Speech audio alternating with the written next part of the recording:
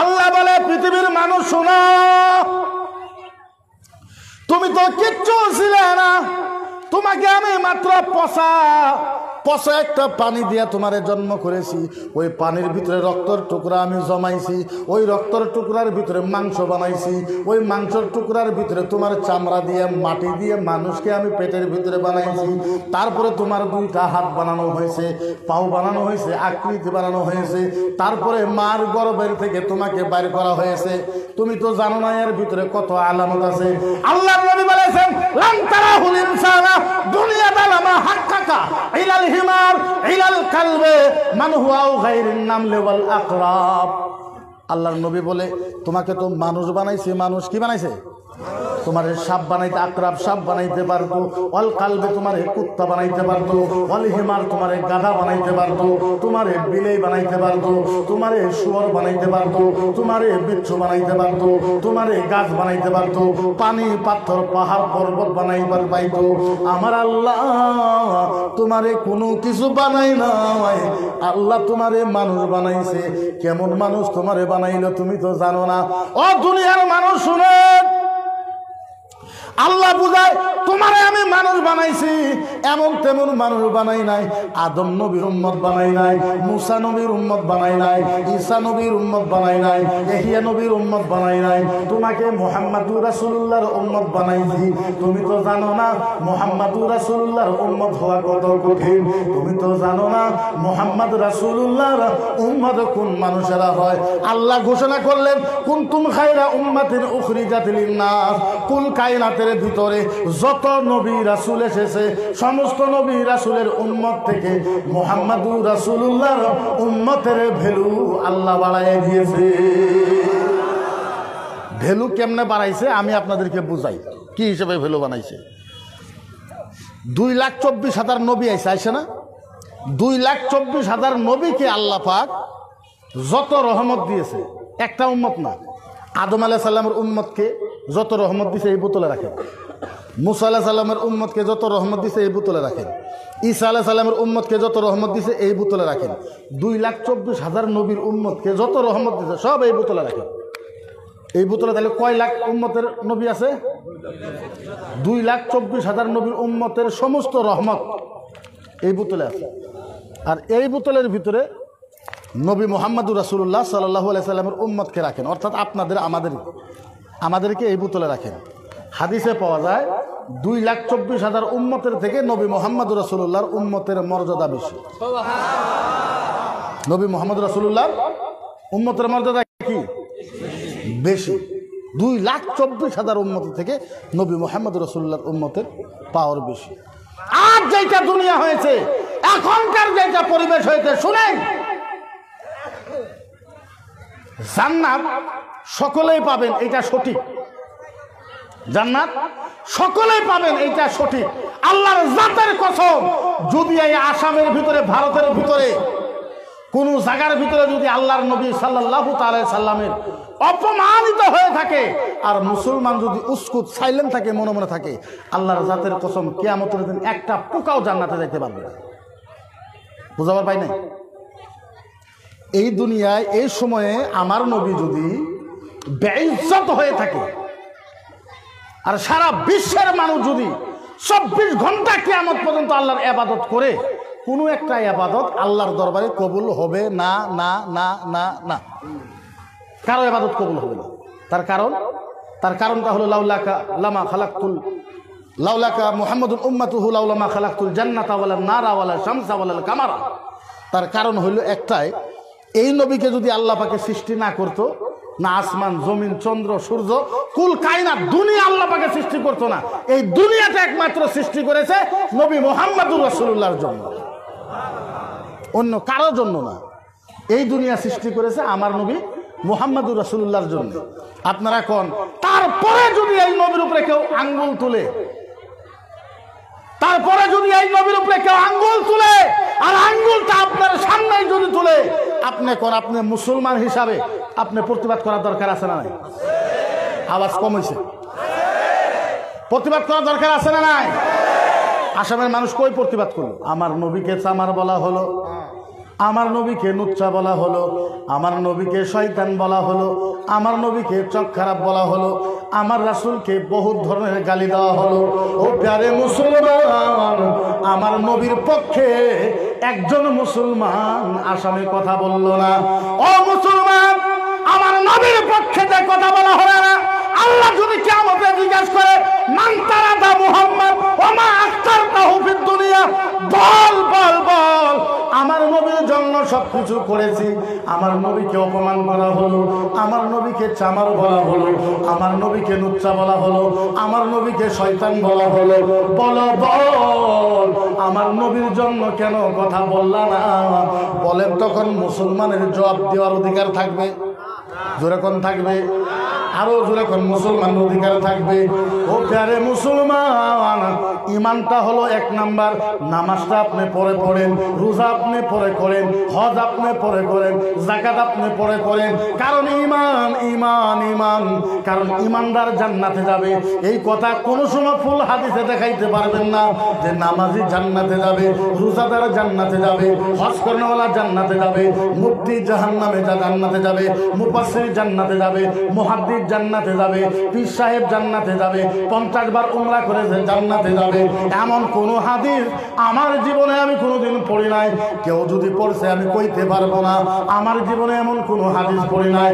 আল্লাহ বারবার বলেছে, এই পৃথিবীর মানুষ শোনো, মান আহাব্বা তাআলার রাসূল ফাকাদ মান কানা ফিল জান্নাহ। আল্লাহর নবী বলেছে, যারা নবীর পক্ষে থাকবে আল্লাহর কসম তারাই জান্নাতে যাবে। যারা নবীর পক্ষে থাকবে তারা কোথায় যাবে? আরো যারা কোথায় থাকবে? তারাই জান্নাতে থাকবে। আল্লাহু আকবার। সাহাবারা নবীর জন্য পাগল, এমন পাগল এটা বুঝানোর কোনো কথা না। সাহাবারা এমন পাগল যেটা বুঝানোর কোনো শব্দ আমার মুখে এরকম কোনো ভাষা নাই, এমন কোনো জাদু জানি না যে আপনাদের এই জায়গাতে আপনাদের কলিজা ফাল্টা করে আপনাদেরকে বুঝাই দিতে পারে। পারবো না পারবো না পারবো না। ও প্যারে মুসলমান, বলেন বলে আজ আসামের ভিতরে, ভারতের ভিতরে সরকার যা সিদ্ধান্ত নেয়, সরকার যা সিদ্ধান্ত নেয়, প্রশাসন যা সিদ্ধান্ত নেয়, তার উপরে মুসলমানের নেতৃত্ব হয়ে থাকে, তার উপরে মুসলমানের খামোশ হয়ে থাকে। তার একটা উদাহরণ দেয়, আসামের সরকারটা বেশি ভালো না। যদি কোনো কথা বলা হয় আপনাকে জেলে যাইতে লাগবে, যদি কোনো কথা বলা হয় আপনাকে পুলিশে ভয় করবে। আমারে একটা কথা বুঝেন, মদিনার নবীকে কেউ শয়তান বলবে, আপনি জেলে যাওয়ার ভয়ে মদিনার নবীর পক্ষে হয়ে মুসলমানের কথা বলার দরকার আছে না? আর সুরে চিল্লায় কোন আছে না? আরে যদি তাই না হয়তো ভারতবর্ষের সংবিধান আমাদেরকে অথরিটি দিয়েছে। ভারতের সংবিধান 39 নম্বর A-B, 39 নম্বর A-B অনুচ্ছেদে বাবা ভীমরাও আম্বেদকর যে সংবিধান লিখেছে, ওই সংবিধানের ভিতরে লেখা আছে মুসলমান নবীকে মানতে পারবে, মুসলমান কোরআনের হয়ে কথা বলতে পারবে, মুসলমান প্রফিটের হয়ে কথা বলতে পারবে। কোনো মানুষ যদি প্রফিটের যদি অন্যায় করে, মুহাম্মাদুর রাসূলুল্লাহ যদি অন্যায় করে, ওই মানুষের বিরুদ্ধে মুসলমান একত্রিত হয়ে আন্দোলন করতে পারবে। এই ক্ষমতা ভারতের সংবিধান আমাদেরকে দিয়েছে। তাইলে আমাকে বলেন, ভারতের সংবিধান যদি আমাদেরকে অথরিটি দিয়ে থাকে, মুসলমান গণতান্ত্রিক হিসাবে আন্দোলন করার দরকার আছে না? আপনি বলবেন হুজুর ওয়াজ করেন, আমি বলবো এইটাই ওয়াজ। এইটাই যদি ওয়াজ না হয়, পৃথিবীর ভিতরে আর কোনো ওয়াজ আমি তালাশ করে পাই না। তার কারণ হইল আলহামদু সূরা আপনি পড়েন, তার ভিতরে আপনি এইটাই পাবেন, নবী রাস্তাকে মানো, নবীকে মানো, আল্লাহকে মানো। আপনি কুলহু সূরা পড়বেন, ওর ভিতরে এই শব্দই আছে, আল্লাহকে মানো, নবীকে মানো। সূরা ইয়াসিন আপনি পড়বেন, তার ভিতরেও এইটাই লেখা আছে, আল্লাহকে মানো, নবীকে মানো। আপনি পৃথিবীর ভিতরে এই কোরআনের ভিতরে 30 পারা কোরআনের ভিতরে যে কোনো আয়াত পড়বেন, দুইটা কথা লেখা আছে, একটা হলো নবীকে মানো, আরেকটা হলো আল্লাহকে মানো। যদি কোরআনে এইটা লেখা থাকে, বুখারী, মুসলিম, আবু দাউদ, নিসাই, ইবনে মাজাহ, মিশকাতুল মাসাবি যত হাদিসের কিতাব আছে, এই কিতাবের ভিতরে একই কথা লেখা আছে। তাইলে বলে মুসলমান নবীর পক্ষে কথা কওয়ার দরকার আছে না? আরো চিল্লায় কোন আছে না? আরে যারা নবীর পক্ষে পক্ষে কথা বলবে, আল্লাহর জাতের কসম খেয়ে বলি, যারা নবীর পক্ষে কথা বলবে দুনিয়ার শক্তি তার সাথে হাইরা যাবে। হারবে না? কথা কইরা দুনিয়ার শক্তি হারবে না? এই জোরে করে হারবে না? নাই যাই মুসলমান নবীর পক্ষে কথা বলবে তাই দুনিয়ার শক্তি তার কাছে হাইরা যাবে। আপনারা জানেন না? নাই আমি জানি না, বিগত 1-1.5 মাস আগে আমি জেলে আছিলাম। সরকারে এমন একটা চক্রান্ত করেছে, আসাম সরকারে এমন একটা চক্রান্ত করেছে, আসামের ডিজিপি জেপি সিং সাহেব, আসাম সরকার, আসামের পুলিশ, দরঙের এসপি এমন একটা ষড়যন্ত্র করেছে আমাকে 6 মাস 1 বছর পর্যন্ত জেলে রাখবে। আল্লাহর কসম 17 দিন পর জেলের থেকে বাইরে হয়ে আসা হয়েছে। বলেন তো রহমতটা কার? আরো যেরকম রহমতটা কার? আরে আপনি যখন নবীর পক্ষে কথা বলবেন, উমরকে কেউ চিনে না। উমর হযরতে উমরকে কেউ চিনে না। মদিনার গলি গলি থাকে, কোনো মানুষ উমরের নাম শুনতে পারে না। উমরকে দেখা খালি ভয় করে। ও প্যারে মুসলমান, কেমনে করে আপনাদেরকে বোঝাবো? হযরতে উমর যখন আল্লাহর নবীর কদমে পড়ে মাথা নত করে নবীজির হাত চুমা খাইয়া কলমা পড়ে যখন মুসলমান হয়ে গেল, আল্লাহর কসম উমর যখন নবীর পক্ষে হয়ে গেল, সারা দুনিয়া উমরের পায়ে সালাম করা আরম্ভ করলো। উমরের পায়ে সালাম করা আরম্ভ করলো। আচ্ছা বলেন তো, মুসলমান ভয় পায়? আজকাল যে হিসাবে আমাদেরকে ভয় দেখায় সরকার, আমাদের কেন্দ্র সরকার, আমাদের 19টা রাজ্য বিজেপি সরকার আছে, রাজ্যপাল আমাদের, গৃহমন্ত্রী আমাদের, রাষ্ট্রপতি আমাদের, প্রধানমন্ত্রী আমাদের, এরা আমাদেরকে ভয় দেখায়। আমরা কি ভয় করা দরকার? জোরে কর। যদি আমরা ভুল না করি তাইলে আমাদের ভয় করা দরকার আছে? চিল্লায় কোনাকে দরকার আছে? আমরা বলি যতই তোমরা ভয় দেখাও, বন্দুকের ভয় তোমরা দেখাবা, গুলির ভয় তোমরা দেখাবা, পিস্তলের ভয় তোমরা দেখাবা, মেশিন গানের ভয় তোমরা দেখাবা, তোমরা তো জানো না এই ইমানের জন্য, নবীর জন্য কারবালার ময়দানে ইমাম হোসেন শহীদ হয়ে গেছে, কাফেরের হাতে হাত দেয় না। আরে তোমরা যতই মুসলমানকে ভয় দেখাও, আল্লাহর জাতের কসম 6 কাটে যাবে, মাথা কাইটা দিব। মুসলমান কোনদিন বেঈমানের সাথে থাকতে পারে না। না থাকতে পারে? জোরে থাকতে পারে? কারণ আমরা যুদ্ধ করে করে অভ্যাস আছে। তোমরা আমাদেরকে ভয় দেখাও, আমরা 30 কোটি, তোমরা হইলে 100 কোটি। এই ভয় দেখানোর দরকার নাই, কারণ আমরা যখন 313 জন ছিলাম, তোমরা তখন 10,000 ছিলাম। তোমাদের কাছে ড্যাগার ছিল, তোমাদের কাছে তলোয়ার ছিল, তোমাদের কাছে বন্দুক ছিল, তোমাদের কাছে উডু ছিল, সমস্ত হাতিয়ার তোমাদের কাছে ছিল। আমরা 313 জন যুদ্ধে বিজয় হয়েছি।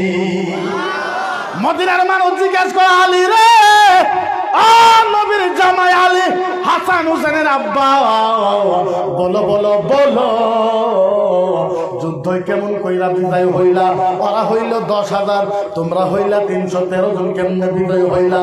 হযরতে আলী বলে, আল্লাহর জাতের কসম, আমাদের মুখে ছিল কোরআনের তেলাওয়াত, আর আমাদের সিনার ভিতরে ছিল মুহাম্মাদুর রাসূলুল্লাহর ভালোবাসা।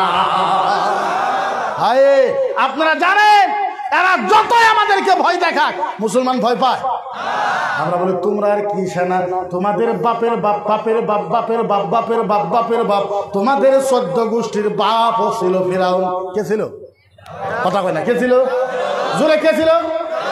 জোরে না কইলে ওয়াজ করব না। 14 গোষ্ঠীর বাপ ছিল তোমাদের ফিরাউন। ওই ফিরাউনের সাথে মুসলমান যুদ্ধ করে বিজয় হয়েছে। কে যুদ্ধ করেছে? কে? হায়, আমি বুঝাইতে পারবো না। যদি বুঝেন 5 মিনিটে আপনার ইমান পরিবর্তন হবে। যদি না হয় জাতির সামনে জীবনে বক্তব্য রাখবো না, কিন্তু আপনার ধ্যান, মন, মস্তিষ্ক আমার দিকে হওয়া লাগবে। ফিরাউনি দেখে কি দাবি করছিল? কি আরো জোরে জোরে জোরে? পিছনের মানুষ কি দাবি করেছিল? ফিরাউন দাবি করেছে নিজেকে আল্লাহ।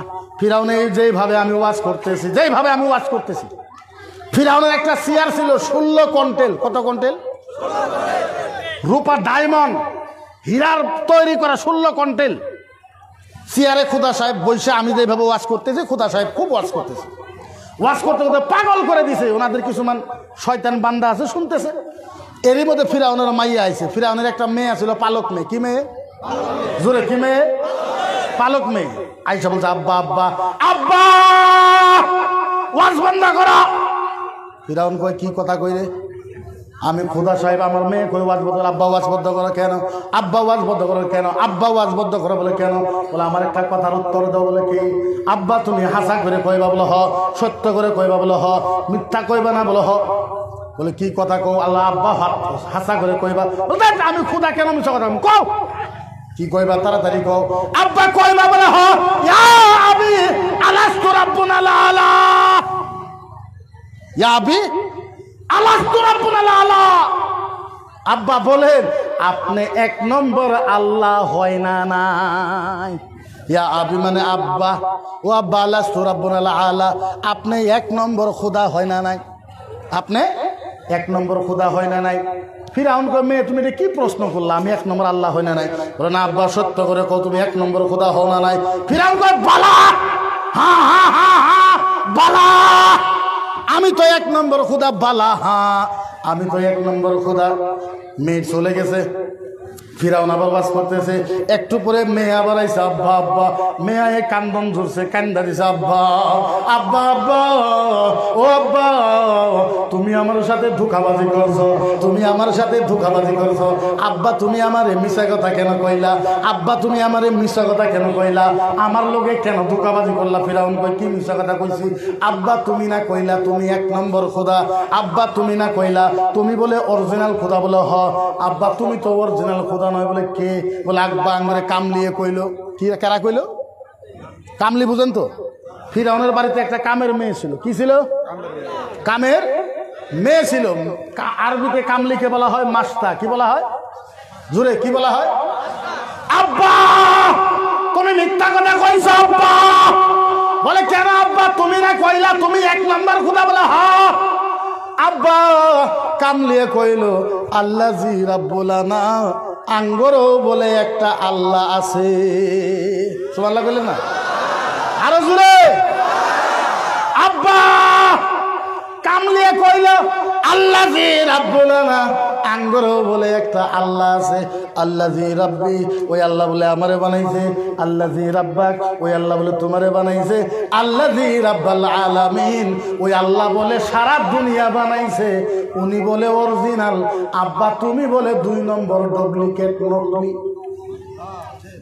আব্বা কামলি আমারে কইল, আল্লাজি রাব্বিল আনা, আল্লাজি রাব্বুল আনা, আল্লাজি রাব্বি, আল্লাজি রাব্বাক, আল্লাজি রাব্বাল আলামিন। কামলিয়ে কইল, আঙ্গুরও বলে একটা আল্লাহ আছে, যে আল্লাহ আমারে বানাইছে, তোমারে বানাইছে, সারা দুনিয়া বানাইছে। উনি বলে অরিজিনাল, তুমি বলে দুই নম্বর ডুপ্লিকেট, নকলি। আব্বা ফিরাউনের টেমা গরম হয়ে গেছে। টেমা বুঝেননি? হ্যাঁ, ফিরাউনের মাথা গরম হয়েছে। কি কথা কই রে? আমার বাড়িতে কামলি থাকে, আমি দরমা দেই, আমি টাকা দেই, আমি পয়সা দেই, আমি কাপড় দেই, আমি ভাত দেই। আমার বাড়িতে থাকে আমি খুদার বিরুদ্ধে অভিযান। ডাক ডাক ফিরাউনকে। ফিরাউন বলছে ডাক। যারা নবীকে ডরাও, যারা মুসলমানকে ভয় করো, যারা মুসলমানকে ভয় দেখাও যে আঙ্গুরে বন্দুক আছে, আরে তোমাদের সরকার তো মানুষকে ফাঁসি দিতে পারে না, তোমাদের প্রধানমন্ত্রী তো মানুষকে গুলি করতে পারে না, তোমাদের প্রধানমন্ত্রী তো মানুষকে জেল দিতে পারে না। কারণ জেল দেওয়ার জন্য, ফাঁসি দেওয়ার জন্য ভারতের আইন ব্যবস্থা আছে না নাই?